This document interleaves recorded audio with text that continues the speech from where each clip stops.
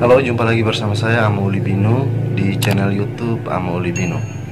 Jadi baik teman-teman, kali ini saya sengaja bikin satu video. Saya ingin membahas atau ingin membagi satu informasi tentang wabah dunia sekarang ini teman-teman, yaitu tentang virus corona teman-teman. Jadi semoga saja informasi yang dapat saya sampaikan ini dapat berguna untuk kehidupan kita dalam melakukan aktivitas sehari-hari tentunya teman-teman. Virus ini pertama kali ditemukan di kota Wuhan, Provinsi Hubei, yang tentunya di negara Cina ya teman-teman, pada akhir Desember 2019 yang lalu, di mana virus ini menular dengan begitu pesat dan cepat dan telah menyebar hampir di seluruh wilayah di negara Cina ya, dan bahkan ke beberapa atau hampir seluruh negara di dunia.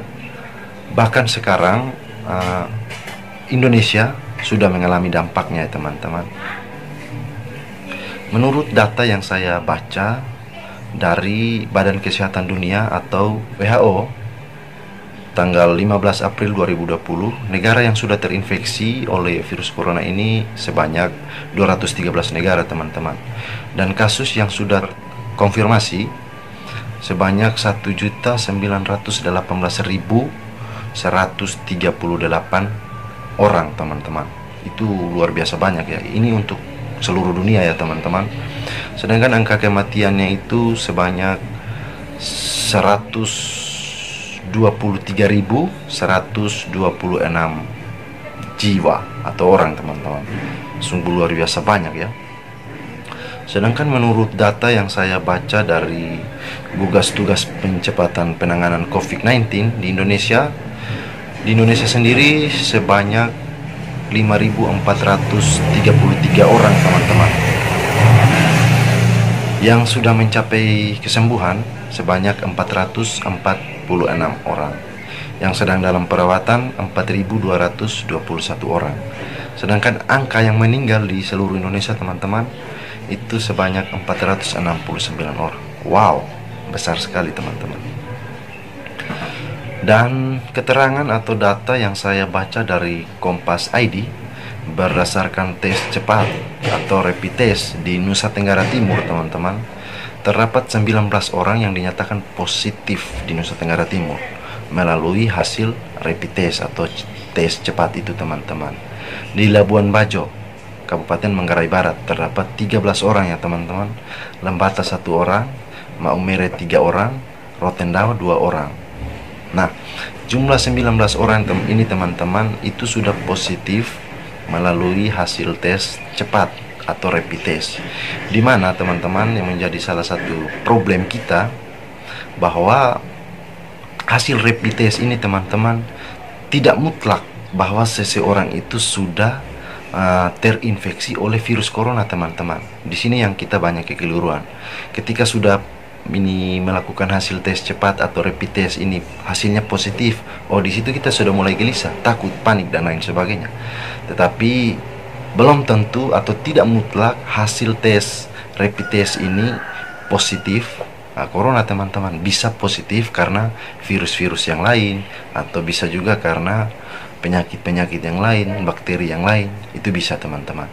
Jadi yang 19 orang ini sudah melakukan tes lanjutan, di mana tes swab namanya atau usapan tenggorokan, di mana sampel atau lendir dari tenggorokan kita diambil lalu dikirim ke Jawa atau ke Jakarta untuk melakukan tes selanjutnya, yaitu Polymerase Chain Reaction atau PRC. Nah, apa sih virus corona? Virus corona atau Acute Respiratory Syndrome Coronavirus atau SARS-CoV adalah virus yang menyerang sistem pernapasan atas hingga pernapasan bagian bawah teman-teman. Mana sih pernapasan bagian atas? Mana sih pernapasan bagian bawah? Pernapasan bagian atas meliputi hidung, mulut, dan juga tenggorokan ya teman-teman. Sedangkan pernapasan bagian bawah dari trakea itu sampai ke paru-paru ya teman-teman. Jadi dia menyerang seluruh sistem pernapasan kita. Penyakit ini atau infeksi ini biasa disebut dengan istilah COVID COVID-19 atau COVID-19 teman-teman. Virus ini bisa menyerang siapa saja teman-teman. Bayi bisa, anak-anak bisa, orang dewasa bisa, lansia bisa, ibu hamil bisa, ibu yang sedang menyusui juga bisa. Virus corona juga adalah kumpulan virus yang bisa menginfeksi sistem pernapasan. Pada banyak kasus, virus ini hanya menyebabkan infeksi pernapasan ringan seperti flu, namun virus ini juga bisa menyebabkan infeksi pernapasan berat seperti infeksi paru-paru atau dengan istilah pneumonia teman-teman. Bagaimana sih cara penyebab atau penyebaran virus ini? Seorang dapat tertular COVID-19 atau COVID-19 teman-teman melalui berbagai banyak cara, yaitu salah satu droplet. Droplet ini merupakan melalui percikan ludah atau percikan lendir ketika seseorang mengalami batuk atau juga pilek ya teman-teman. Tidak sengaja menghirup percikan ludah yang keluar dari penderita COVID ini teman-teman, batuk ataupun bersin. Yang kedua, memegang mulut atau hidung tanpa mencuci tangan dahulu setelah menyentuh benda yang terkena cipratan ludah dari penderita COVID ini teman-teman. Dan yang ketiga, jaga jarak dekat dengan penderita COVID. Misalnya bersentuhan ini banyak ya teman-teman, seperti cium pipi kiri, cium pipi kanan, atau dengan istilah cupiki cupika, cium hidung. Itu adat istiadat atau budaya atau kebiasaan kita orang timur, terlebih khususnya orang Sabu, Rai Jua ya teman-teman. Berjabatan tangan. Jadi saya himbau untuk tahan sementara virus ini berkembang, untuk kita tidak saling berjabatan tangan dan juga cium hidung ya teman-teman. Virus corona dapat menginfeksi siapa saja teman-teman, tetapi efeknya akan lebih berbahaya atau bahkan fatal bila terjadi pada orang yang lanjut usia. Kenapa orang yang lanjut usia? Orang yang lanjut usia itu dimana ia sudah mengalami penurunan fungsi dari semua organ tubuhnya ya teman-teman. Itu akan mengalami penurunan fungsi. Otomatis dengan demikian sistem imun atau sistem kekebalan tubuh dari lansia ini juga akan mengalami penurunan. Jadi rentan sekali lansia ini bisa terinfeksi oleh virus ini ya teman-teman. Ibu hamil, kenapa ibu hamil? Ibu hamil itu butuh banyak suplemen, vitamin, makanan-makanan yang bergizi. Jadi ketika ibu hamil itu tidak mendapatkan suplemen yang cukup atau makanan yang cukup untuk kebutuhannya, maka daya tahan tubuh itu akan mengalami penurunan teman-teman. Semuanya ini tergantung dari daya tahan tubuh ya teman-teman. Ketika daya tahan tubuh seseorang mulai lemah atau menurun, maka virus itu akan mudah menyerang orang tersebut. Orang-orang yang memiliki penyakit penyerta seperti gagal jantung, hipertensi, diabetes, ginjal dan lain sebagainya, itu juga sama ya teman-teman.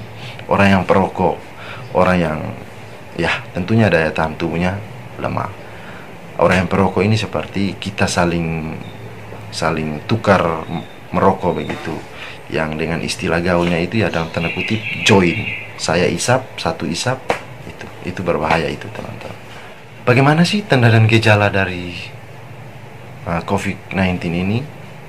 Gejala awal infeksi virus corona atau COVID-19 ini biasanya berupa gejala flu teman-teman, demam, pilek, batuk kering, sakit tenggorokan, dan juga sakit kepala atau nyut-nyutan di kepala ya teman-teman. Setelah itu gejala bisa semakin berat.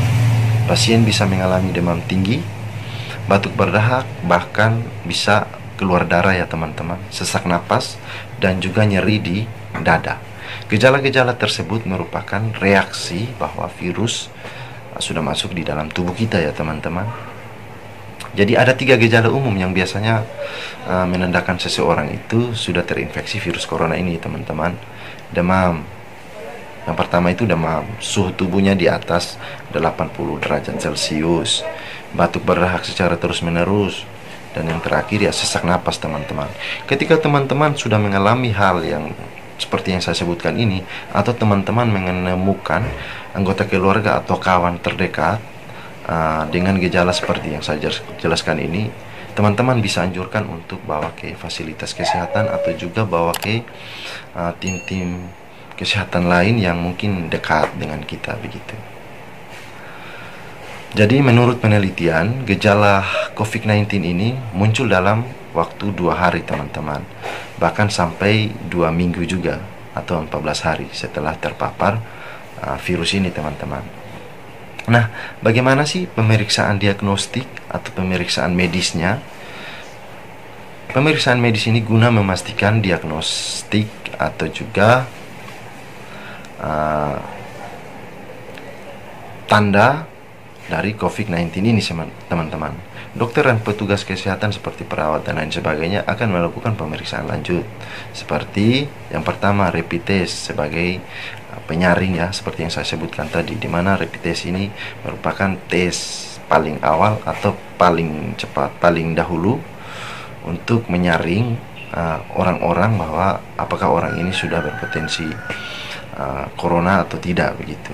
Jadi belum tentu juga dia positif dari hasil ini, belum tentu juga dia positif dari hasil PRC tadi teman-teman ya. Jadi rapid test ini sebagai penyaring atau juga merupakan tes cepat.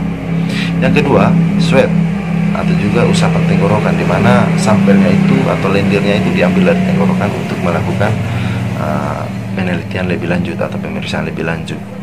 Seperti yang saya katakan tadi, polymer chain reaction atau PRC. Dan yang ketiga teman-teman, rongseng dada untuk mendeteksi paru-paru kita, infiltrat di paru-paru kita atau juga ada cairan di paru-paru kita begitu teman-teman. Bagaimana sih pengobatan dari COVID-19 ini? Infeksi virus corona atau COVID-19 ini teman-teman sampai saat ini belum ada atau belum menemukan obat ya teman-teman. Tapi saya tidak tahu, banyak informasi yang sudah mengatakan bilang bahwa Cina sudah menemukan vaksin, obat dan lain sebagainya. Tapi saya belum bisa pastikan itu benar atau tidak, karena informasi ini banyak sekali ya teman-teman. Jadi kita harus pandai-pandai menyimak secara benar agar informasi-informasi yang kita dapat itu sudah tepat atau belum ya teman-teman. Tetapi ada beberapa langkah yang dapat meredahkan atau juga mengurangi gejala dan juga dapat mencegah penyebaran virus corona ini teman-teman. Yang pertama, merujuk penderita COVID-19 untuk menjalani perawatan dan karantina di rumah yang sudah disediakan atau rumah yang sudah ditunjuk. Dan yang kedua, memberikan obat peredah atau obat penanganan sementara untuk penurunan demam misalnya, dan juga nyeri yang aman dan sesuai dengan kondisi penderita tersebut teman-teman.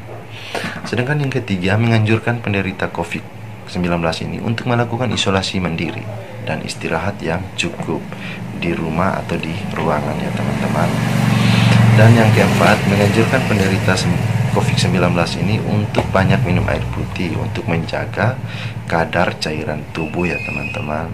Dan juga banyak mengkonsumsi minuman-minuman yang jual di supermarket, di kios dan lain sebagainya, itu seperti Juicy Fantausen, buah vita dan lain sebagainya. Itu bisa menambah stamina, bahkan menambah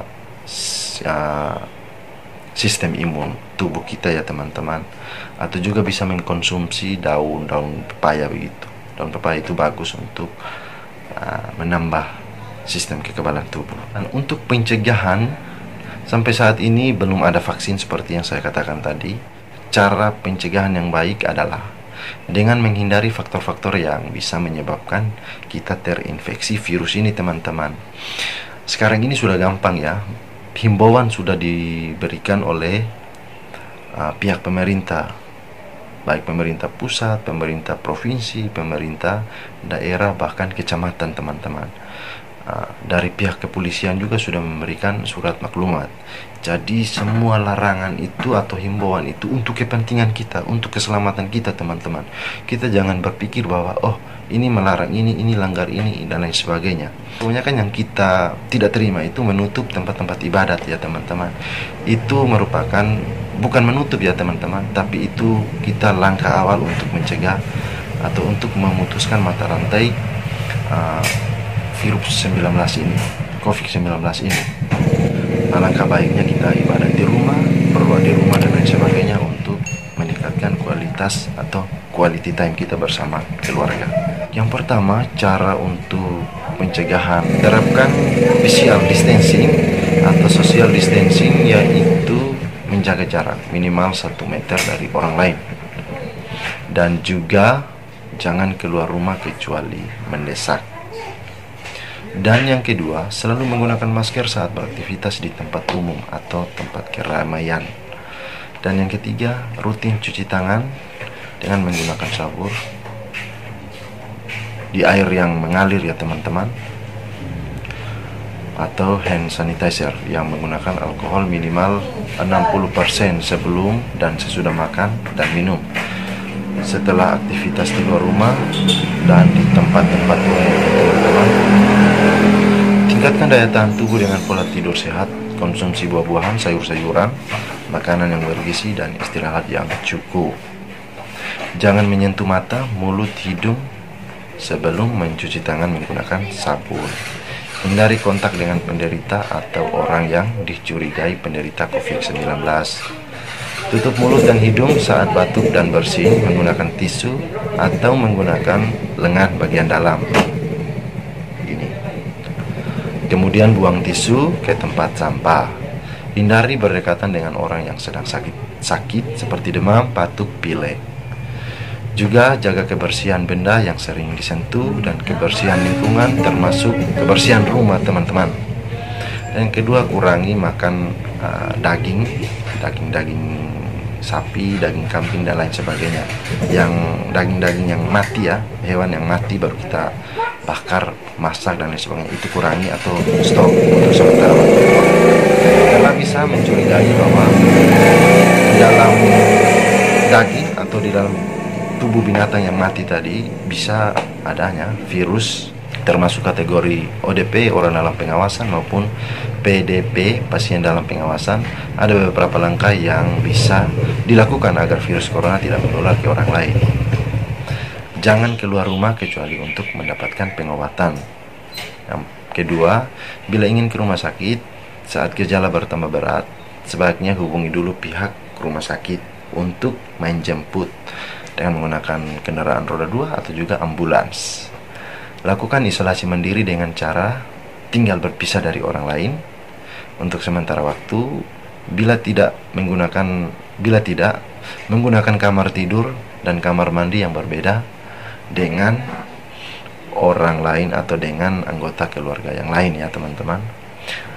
Yang berikut, larang dan cegah orang lain untuk mengunjungi atau menjenguk Anda sampai benar-benar sembuh. Yang berikut, sebisa mungkin jangan lakukan pertemuan dengan orang yang sedang sakit. Dan yang berikut, hindari berbagai penggunaan alat makan dan minum, alat mandi, serta perlengkapan tidur dengan orang lain atau dengan anggota keluarga. Ini khusus untuk teman-teman yang masuk dalam kategori ODP atau PDP ya. Dan yang berikut, pakai masker dan sarung tangan bila sering berada di tempat umum atau sedang bersama dengan orang lain. Dan yang berikut, gunakan tisu untuk menutup mulut dan hidung bila batuk atau bersin. Lalu segera buang tisu ke tempat sampah. Jadi baik teman-teman, saya ingin jelaskan sedikit bahwa pemahaman kita terhadap ODP dan juga PDP ini belum terlalu baik saya lihat ya, khususnya di Kabupaten Saburai Jua. Ketika kita mendengar kata ODP atau PDP ini, kita sudah panik, ketakutan teman-teman, gelisah dan lain sebagainya.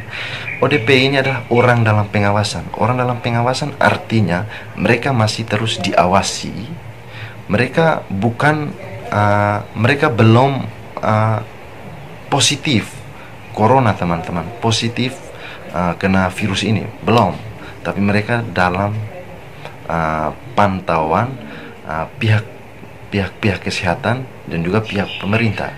Jadi kita tidak usah takut dan kita tidak usah panik dengan kata ODP dan juga PDP ini. Santai-santai saja ya, bahwa ketika kita mengalami stres, gelisah dan lain sebagainya, itu otomatis daya tahan tubuh kita akan menurun, akan drop. Maka dengan mudah kita diserang oleh virus ini ya teman-teman. Itu yang pertama. Dan yang kedua, Marilah kita memilah semua informasi yang kita dengar, berita-berita yang kita dengar, kita memilah secara benar, kita baca secara teliti dan detail, agar informasi-informasi tersebut kita dapat informasi yang baik ya, yang tentunya bukan hoax. Karena sekarang ini banyak sekali informasi yang di sana inilah, di sini inilah, di daerah ini sudah begini, sudah begitulah, banyak sekali. Tapi saya berharap teman-teman semuanya adalah orang yang bijak, orang yang paham terhadap hoax dan juga informasi yang baik dan benar itu seperti apa. Itu pesan saya. Jadi mungkin sekian dulu video dari saya atau informasi yang dapat saya sampaikan. Semoga informasi ini atau pemberitahuan yang dapat saya sampaikan ini menjadi dapat bermanfaat untuk kita semua dalam melakukan aktivitas kita di rumah kita masing-masing. Menyampaikan terima kasih kepada semua pihak pemerintah dari pusat hingga provinsi, kabupaten hingga kecamatan. Saya ingin menyampaikan terima kasih bahwa pemerintah sudah bekerja dengan sekuat tenaga, dengan menguras tenaga yang banyak, tidak tidur siang dan malam dalam mengambil keputusan untuk kepentingan kita bersama, teman-teman. Mari kita hargai, mari kita dengar seluruh himbauan dari pihak pemerintah. Tetaplah bekerja dengan ikhlas, dengan tulus untuk kami masyarakat, khususnya masyarakat Nusa Tenggara Timur. Yang berikut saya ingin menyampaikan terima kasih terhadap teman-teman perawat, teman-teman sejawat saya, baik dari pusat hingga provinsi, kabupaten, bahkan di kecamatan Raijua, yaitu teman-teman perawat, bidan, gizi dan lain sebagainya di Puskesmas Lede Unu. Tetap semangat, tetap bekerja dengan tulus sesuai sumpah profesi kita masing-masing. Mari kita cegah corona, mari kita jaga diri, jaga badan, untuk kepentingan kita semua, untuk kepentingan sesama. Mungkin itu saja yang dapat saya sampaikan. Sekian video dari saya. Jika ada kesalahan atau juga kesalahpahaman dalam penyampaian atau juga mengenai data, saya mohon maaf yang sebesar-besarnya. Teman-teman bisa cek, bisa cari lagi kembali untuk data yang lebih update. Mungkin sekian dari saya, sekian dan terima kasih. Jangan lupa dukung terus channel ini, teman-teman. Semoga informasi apapun dapat saya sampaikan melalui YouTube atau juga video-video singkat yang saya berikan. Sekian dan terima kasih. Salam sehat untuk kita semua. Ingat, pakai masker.